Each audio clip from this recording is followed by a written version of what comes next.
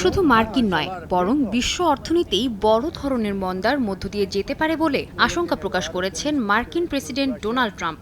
যুক্তরাষ্ট্রের অর্থনীতির ভবিষ্যৎ কী হতে যাচ্ছে এ বিষয়ে সাংবাদিকদের প্রশ্নের উত্তরে ট্রাম্প বলেন, শুল্ক আরোপের কারণে বড় বড় অর্থনীতির দেশগুলোও হুমকির মুখে পড়ার সম্ভাবনা এড়িয়ে যাওয়ার সুযোগ নেই। এককালে শেয়ার বাজার বান্ধব প্রেসিডেন্টের এমন মন্তব্যে বিনিয়োগকারীরা অনিশ্চয়তায় ভুগছেন, যদিও প্রশাসনিক কর্মকর্তারা চেষ্টা চালিয়ে যাচ্ছেন তাদের আশ্বস্ত করার।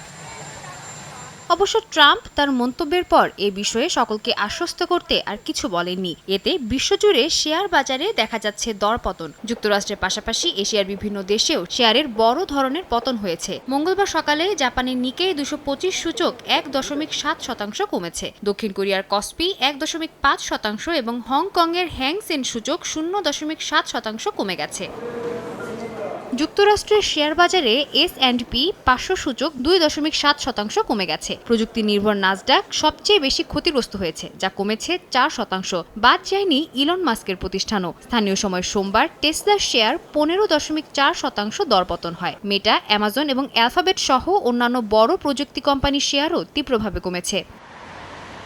বিশ্লেষকরা বলছেন, ট্রাম্প তার শুল্ক নীতি নিয়ে রাজনৈতিক নেতাদের বিভ্রান্তিতে রাখছেন, তবে এর প্রভাব বিনিয়োগকারীদের উপরেও পড়ছে। প্রাথমিকভাবে প্রেসিডেন্টের শুল্ক নীতিকে স্বাগত জানালেও বর্তমানে ব্যবসায়ীরা রক্ষণশীল কৌশল অবলম্বন করছেন। এতেই শেয়ার বাজারে এমন প্রভাব পড়ছে বলে ধারণা তাদের। এছাড়াও ট্রাম্পের আরোপিত চড়া শুল্ক ভবিষ্যতে মূল্যস্ফীতির কারণ হবে বলেও মতামত বিশেষজ্ঞদের।